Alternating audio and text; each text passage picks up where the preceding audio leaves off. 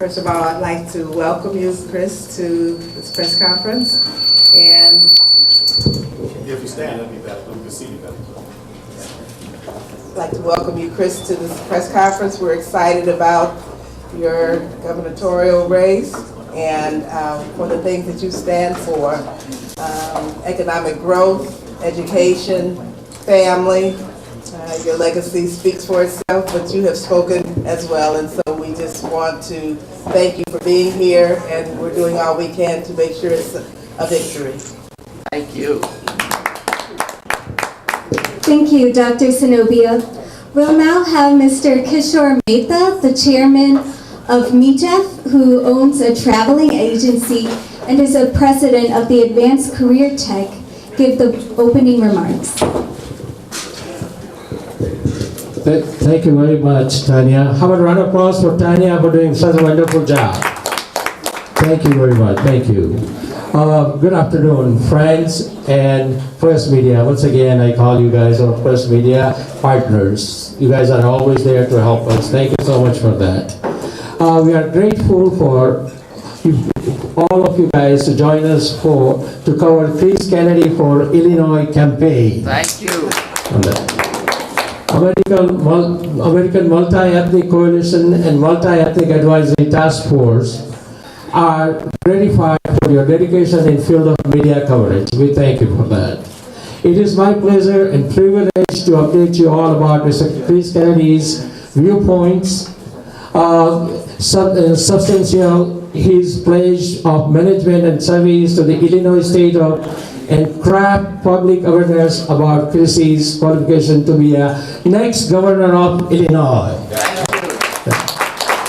Our American Multi-Ethnic Advisory President and Multi-Ethnic Advisory Task Force founder, Mr. Dr. Vijay Prabhakar, who is a dynamic leader and visionary person, met Executive Director, Mr. Mo, and that is where the whole thing started for us.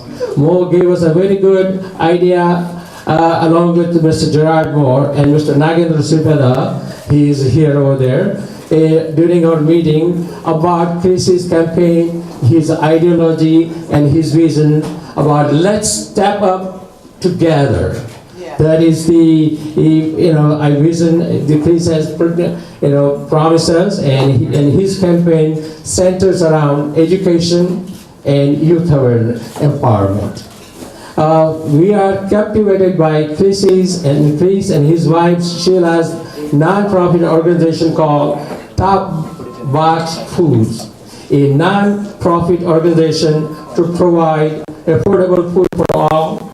His campaign philosophy: this campaign is not mine, it is ours. We can do this together. This state belongs to the people, and we need to get to a place where government works for us and with us. Thus, rest of his history, and AMEC and MEATF decided to endorse Chris Kennedy for Illinois campaign. Thank you. Also, Chris and his running mate, Lieutenant Governor Rajoy, has very optimistic agendas to address just to name few, the economy and job creation, women's rights, LGBTQ, disability rights, healthcare, education, fight for 15, and gun violence, immigration, government reform, mental health, and tax fairness. Friends, our Illinois state has come to the crossroad, and now we have the opportunity to participate in changing the political landscape of the state. Let us all do our best to support Chris and his campaign and bring this change to Illinois. Thank you very much. I appreciate your time. Thank you. Thank you, Mr. Kishore. Previously, Chris Kennedy was president of the Merchandise Mart in Chicago, where he created many, many jobs in Illinois and brought many new companies. As chairman of the University of Illinois Board of Trustees, he increased financial aid and increased the endowment for the school.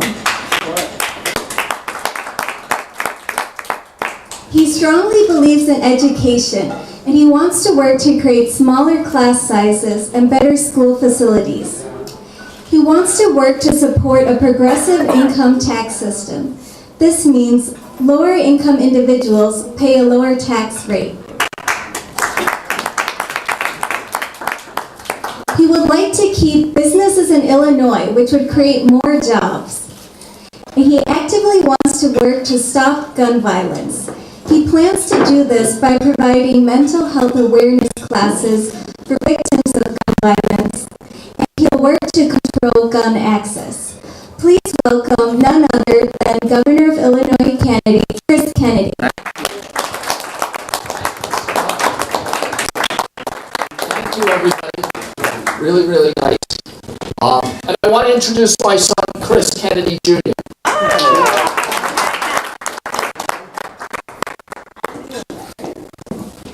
So it's great to be here, and I was thinking, it's so nice to be on a couch and to start a press conference in that manner, because it reminds me of being at home with my family. And the truth is, I think family is the most important thing in the world. I think Sheila's one of 5 children, my wife is. I'm one of 11. She has more than 30 first cousins. I have more than 50. Some of them you've heard of. Some have gone on to become congressmen, run Special Olympics, run Best Buddies, have incredible careers. But we have nieces and nephews who will never work, for whom a free market economy, pure capitalism will be a destructive force in their lives.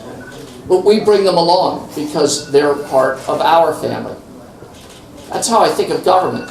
I think of everybody in our state as being part of a family, as a big American family. And just like a family would not leave someone behind, nor should the state. We need to bring everybody along, no matter where they come from and where they start. The United States, the great promise of our country, the thing that makes us different than any other country in the world, is the notion of freedom.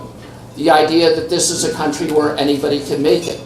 Anybody can rise from rags to riches. We like those stories. Those are the stories of the American dream. And there are so many people here gathered this afternoon whose stories are the American dream. And I think as a member of the Kennedy family, I couldn't be prouder than to be with all of you. Your dream, your stories, they're the fulfillment of the Kennedy family's goals in political life. President Kennedy envisioned during his lifetime changing the way we allow our immigration laws to work. And then his brother, my father, Bobby Kennedy, and his other brother, Ted Kennedy, pushed that legislation. In 1965, we changed who could come to the United States. And we brought for the first time people from all around the world. And they have made our country better with every generation. I think that people in our country, immigrants to our land, immigrants, well, they are America. We shouldn't stop them from being Americans. I stand up against everything that President Trump believes in. I think we need to fight him everywhere we can. Slow him down until he's either indicted or impeached or loses the next election. Yay. I arrived in Chicago as the greatest city in America. I got here in 1987. Harold Washington was mayor.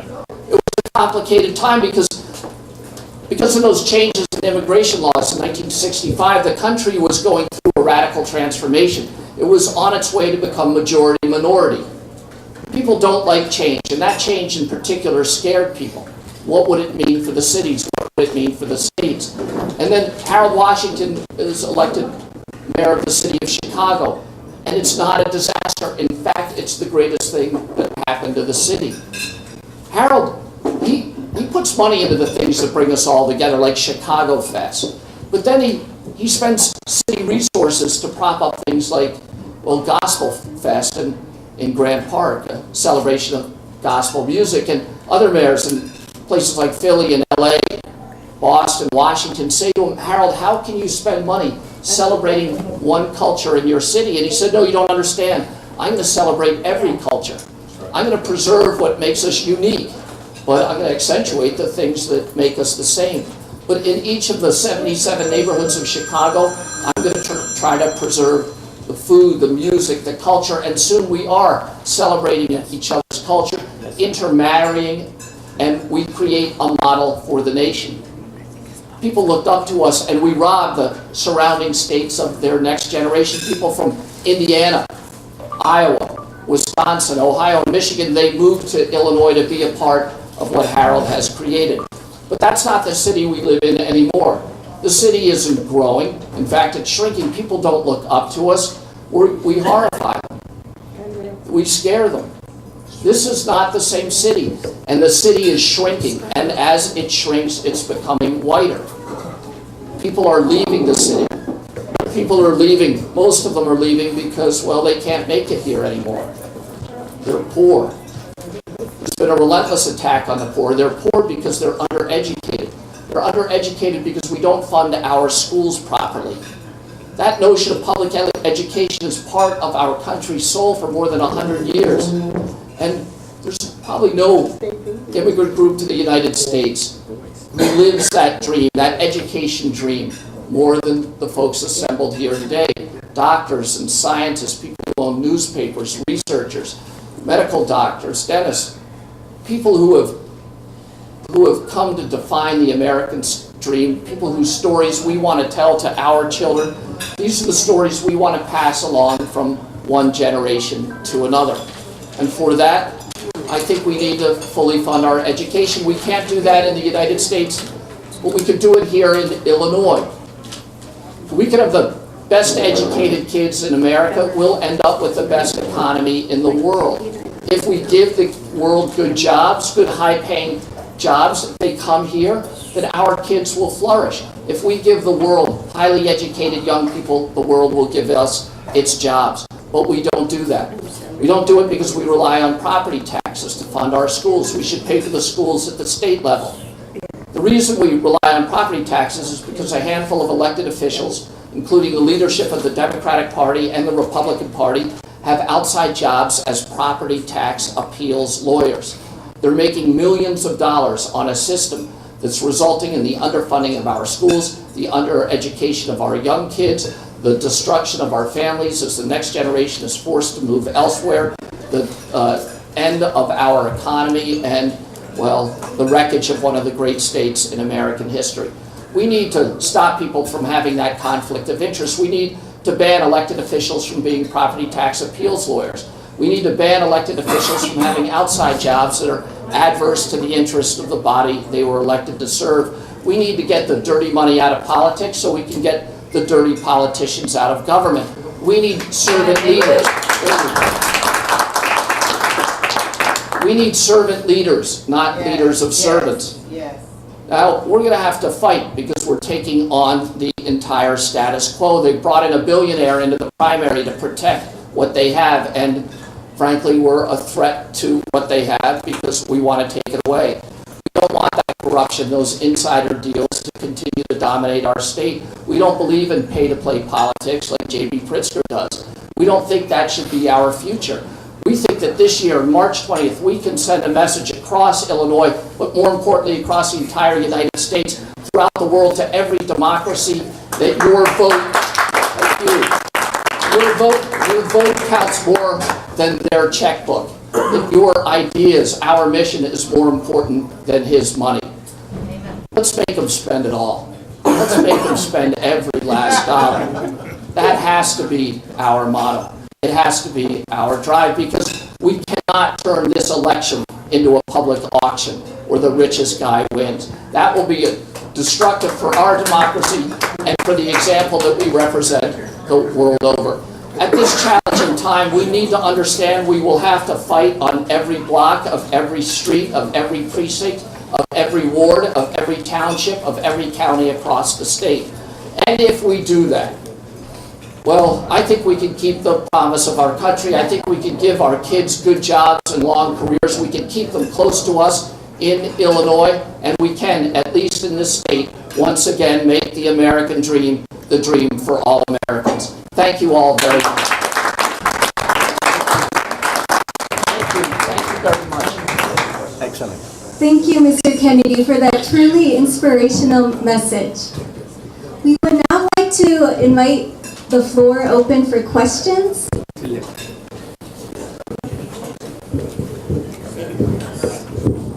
So one of the issues is that we have a budget deficit in the state of Illinois. The truth is we have a shrinking economy and declining taxable assets. There's less to tax than there was 5 years ago. But we have the need for rising taxes because of aging infrastructure and an aging population. So how do we fix that? We need to move from a system that funds its government on property taxes to a system that funds its government with a progressive income tax. The property tax problem is manifold, and it's corrupt, so the wealthiest among us pay the least among us pay the most, and people are now losing their houses. Now we can't raise property taxes, so we underfund our government. Our schools are underfunded. Our police department is underfunded. We need to change the system and embrace a modern progressive income tax, the same system that allows New York and California to thrive, for Minnesota to thrive, Maryland and Massachusetts. If we do that, we can set our state on a different route. We can have great outcomes and not scary dreams. You mentioned decreased taxable assets. How do you propose to correct that shortage? So how do we build the economy back? In the long term, there's only one thing that's ever worked in multiple cities and multiple decades in the United States, and it's the power of higher education research institutions. That's what drives the economy and the great economies in America. Silicon Valley is driven by places like Stanford and Berkeley. Austin, Texas by UT Austin. Research Triangle by Duke and UNC. Pittsburgh because of the University of Pittsburgh and Carnegie Mellon, and then Boston and New York. Boston has one college there, MIT. The alumni of MIT alone have started 30,000 companies. They employ 4.5 million people. I know we want companies like Boeing to move here. I know that we want companies like Amazon to move here, but even more important than an Amazon would be an MIT.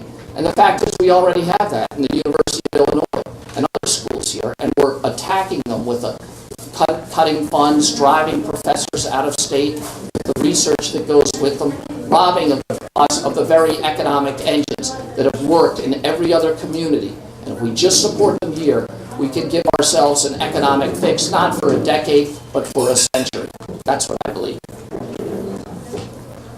I have a question.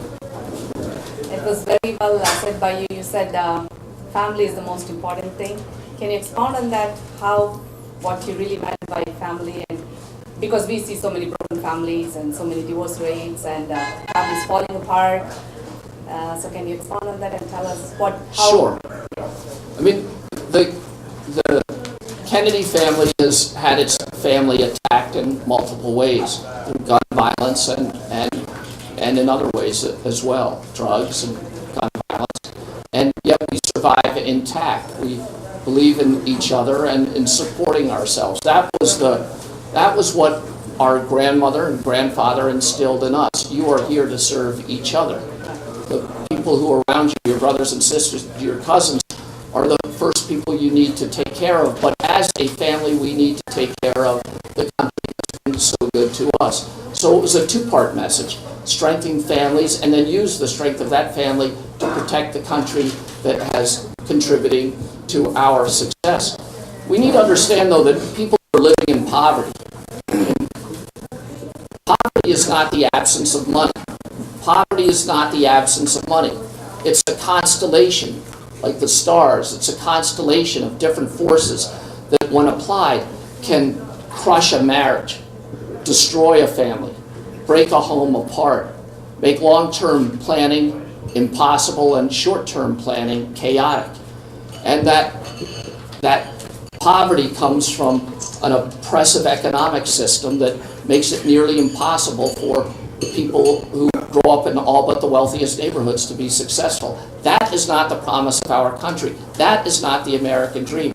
That is the thing that we need to attack. Whatever it is that's created this economic oppression, and reverse it so that everybody is free in the land of the free. have time for two more. Piggyback on what this young lady from Filipino community said, we have some community leaders with us also. We'll start with Rani Yusuf Ali, who is Pakistani-Iranian descent. She will bring greetings to the campaign.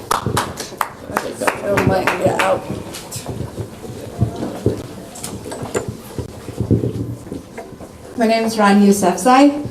I come from a very mixed family background, first generation immigrant, about 15 years here, a proud American citizen. So there's a gap. Standing here as a woman, standing here as a minority community, Armenians, Syrians, there's a gap of being represented, being heard. As a woman, a woman's right. The reason I'm here in the United States is because I wanted to have my rights. And that's why we came here. So there has been a gap for quite a while. And when I saw your passion, your mission statement, how you are planning on addressing every single thing that is very near and dear to me, that's when it was a no-brainer for me. I know the Armenian Church is fully supporting you, and we are going to continue to support. As far as the women community goes, I'm involved in a lot of communities, and I've gotten everybody to support you. And under the leadership of course, Dr. Prabhakar, any vision that he has had, he has made sure that it has come true. So when he started supporting you and came on board with you, that was it for me. So you have everybody's vote, everybody from my community, and under the multi-ethnic task force, hopefully you are going to be the next governor. Thank you. Thank you, Rani. We also have the African American community leader, the executive director of the U.S. Africa Chamber of Commerce. Please welcome Gladys Moore. Tells me the time is running on, so be very short. I will express your support. I just want to run through this quick. I'm sorry. Hi. Thank you for giving me this opportunity to be able to talk with you. It's really an honor, to be here with you. My name is Dr. Gladys Folarunsho. I'm the Executive Director of USA Africa Chamber of Commerce. And my focus, why I'm really here today, I'm supporting this multi-ethnic community wholeheartedly. And I have one important thing that I want to ask you if you can do when you become the next governor of the great state of Illinois. And that is help our youth in starting small businesses. Because not everybody will get employed, in the government or any other areas. Some of them, they don't have that brain to be able to go to school fully, but they're very good with their hands.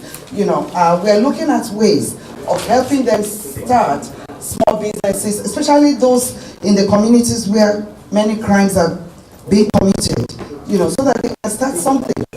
Which ways will the government be able to assist them, in starting their own small business? I'm talking to local community leaders right now. We are trying to train in capacity building for these young people, and I hope we do not forget them. Yeah, so that's one question I want to ask you. And also, if you can reach out more to the African American, Nigerian community, Ghanaian community, all these local diverse communities that we have. Thank you so much. Thank you, Gladys. Just for information, Chris Kennedy Jr. yesterday was in a Nigerian American church. We enjoyed the music. Yes, I've been down with the flow. We need to come to other churches also. Yeah, he'll be coming. Yeah, and He said the Nigerian church had terrible traffic. Chris won their hearts. Well, we have with us another distinguished Visit our guest. church too. We would. Contact us. We have with us Padma Shri Rama Rao, who's a renowned painter, an artist, oil painting. His paintings are equivalent to Picasso. They are displayed in 20 different museums across America and in London. So please welcome. Padma Shri is the highest honor award you get in India for an NRI painter. He took among his busy schedule, and about that, he has donated 8 of his paintings to the Kennedy for Illinois campaign. I'd like him to present his first painting to him. We'll be raffling some of them off. Sir, please stand up. Yeah, move closer with that. All of Chris, So beautiful. M.I.T. also. Tanya, all of you are stand for the group photo. Chris, no, I'm a background. Yeah, okay. These are the colorful people. Come closer, come closer. Yeah, go on. Go on, you can. Have your eyes over here.